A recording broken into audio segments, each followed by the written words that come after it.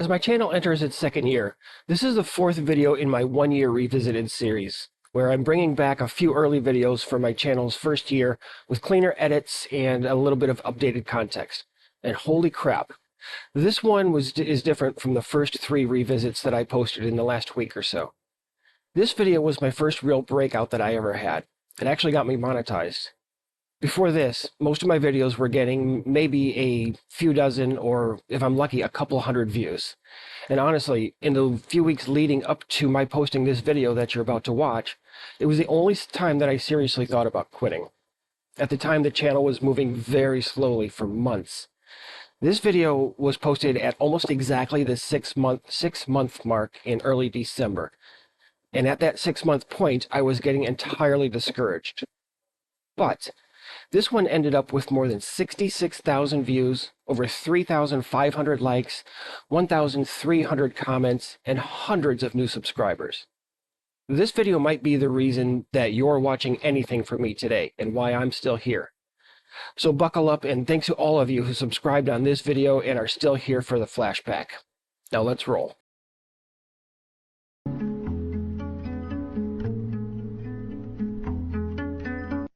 Very low expectations. Not standards, but expectations. Half of my life is over. I'm not okay being single. I don't want to be single, and I get depressed. I'm 53. I'm tired. I'm tired of doing it myself. I get my feelings hurt. 3 failed relationships since my marriage had ended. I am exhausted. I am done. Women over age 40 keep asking where all of the good men are.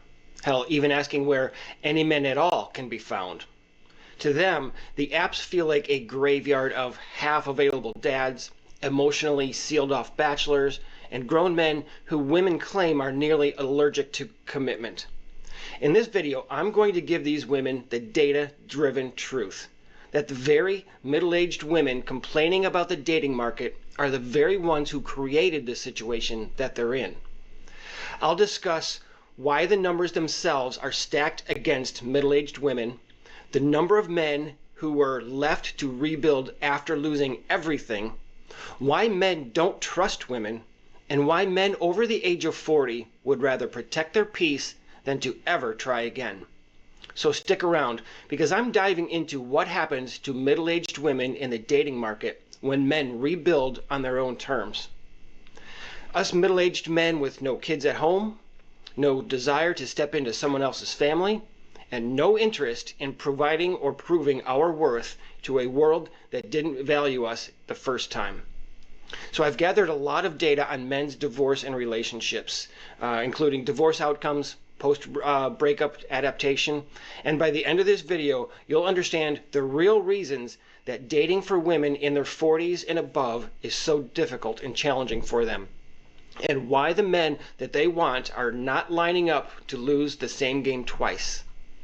If you're new here, my name is Todd. I'm a psychologist, an author, and a men's advocate.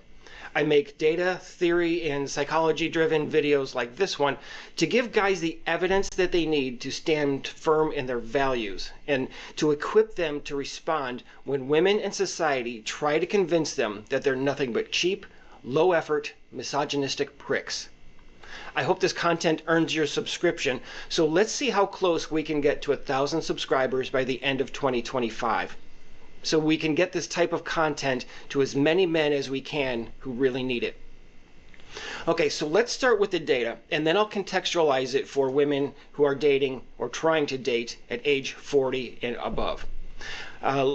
Let's review what it means for them when they're trying to suddenly find their person and they're bitching online when they can't find it. Keep in mind here, as we go along, I'm only talking about married men or those that were subsequently divorced. And many men in long-term relationships with or without children never marry at all.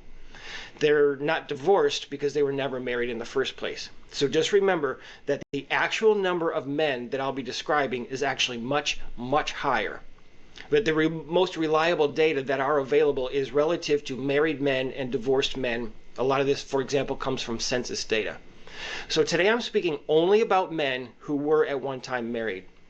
And also keep in mind that we can get to decent ballpark US numbers, but they're stitched from several different sources that I'll link to in the video description. So I really do encourage you, find a couple of those links, see some of the information, the charts and graphs, and the results that are in the studies and the different articles and in that data.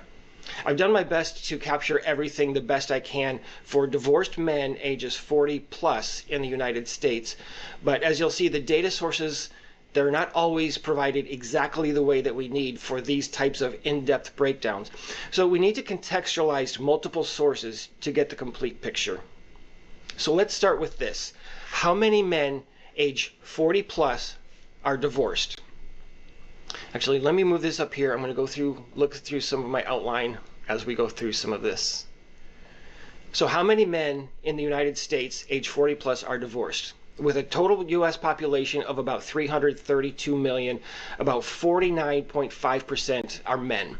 And roughly half of that population is age 40 plus. So there are about 80 to 81 million men in the United States that are age 40 plus.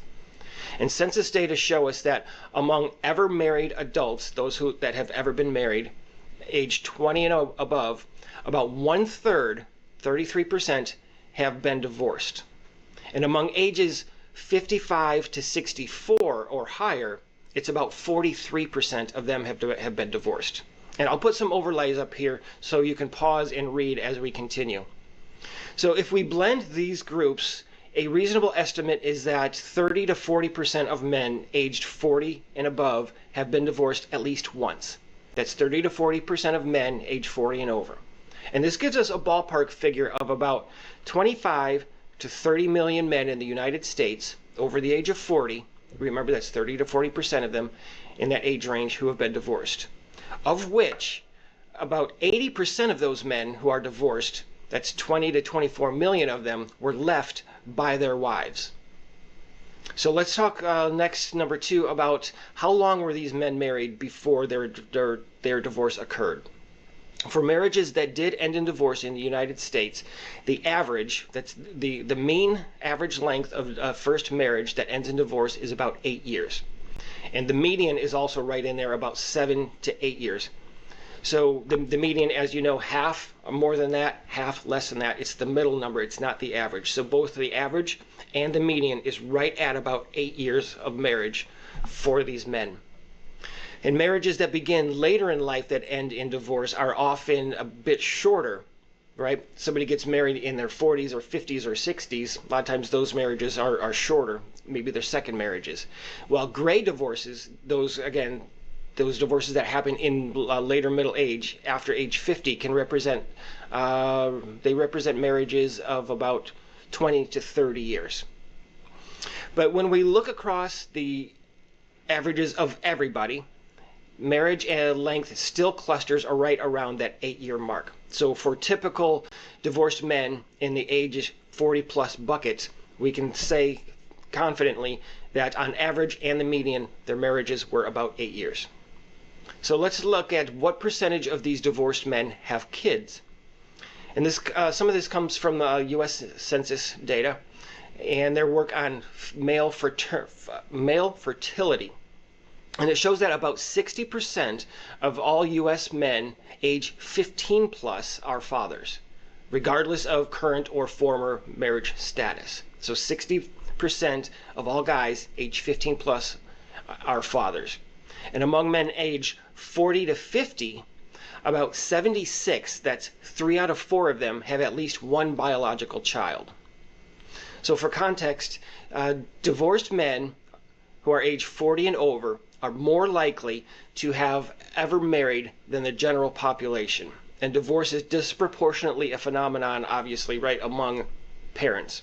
So putting all of this together, a reasonable estimate is that roughly 80 to 90% of divorced men age 40 and above have at least one child. That's 8 or 9 out of 10. So as such, we can comfortably say that if we meet a divorced guy over the age of 40, the odds are very high, again, 8 or 9 out of 10, that he has kids. So how many kids does each one of these men have on average?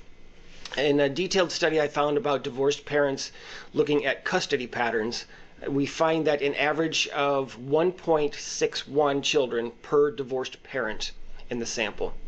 Again, I'll put these sources in links in the video description. So this lines up with broader fertility patterns that show total fertility is currently around 1.6 births per woman in the United States. And older cohorts, that's today's guys that are ages 40 or 50, maybe a little bit above that, typically had closer to 2 children on average. So for divorced men age 40 and above, their average number of kids is around 1.5 to 2. The median number of kids is 1 or 2 children, right? I think that makes sense that most have 1 or 2 kids and fewer have 3 or more. So here's just a super compressed version of everything I just went through. For men in the United States, aged 40 and over, those that have ever been married is about 25 to 30 million, which is about 30 or 40% of all men aged 40 and above. The number of years before their divorce was about 8 years. The number of kids that they have, or the number of those that have kids, is about 80 to 90%. Again, that's men age 40 and above who are divorced. 80 to 90% of them have children. And the number of kids that they have is right around, let's say, close to 2, just under 2. So now let's put all of this into perspective for women age 40 and above who keep asking the stupid question of where all of the available men are. Ladies, dating after 40 drops you into a completely different landscape than the one that you left years ago.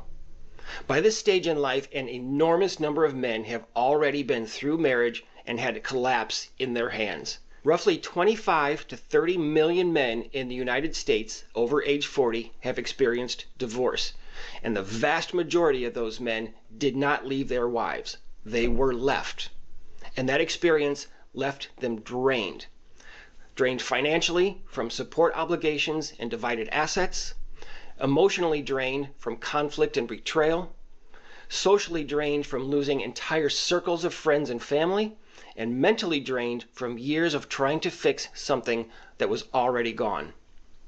When women meet these men, the men that they themselves created in the dating world, the men in their dating pool are not starting from innocence and a place of hopeful optimism. They're restarting and regrouping from the trauma that you put them through. And that matters because men do not forget the costs. They're not going to hand the keys to their life to someone who can legally destroy them again. So congratulations, ladies, you played yourself. So what looks like to middle-aged women like men's commitment issues is often a rational survival strategy. Men ages 40 and over are simply unwilling to risk everything a second time. The trust that we once had and we gave freely now has a price, and very few of us are willing to pay it again. Reaching midlife has also forced many men to reset. Divorced men in their 40s and 50s are rebuilding on their own terms. They're done chasing approval or providing their worth in a world that has already made it clear that we are disposable. So men now prioritize what actually protects them. Things like retirement planning, stability, leaving a legacy, and the autonomy that comes with hobbies and personal interests. These men have lived through enough to understand that society nearly never respects their sacrifice. So we've stopped trying to earn respect that never comes. And where children are involved, our priorities shift even more. A father who already has kids does not need a partner to feel purpose. And he doesn't want outside chaos of single or divorced mothers introduced into that bond. He's not looking to step into a role of an instant step-parent to a teenager who doesn't want him there.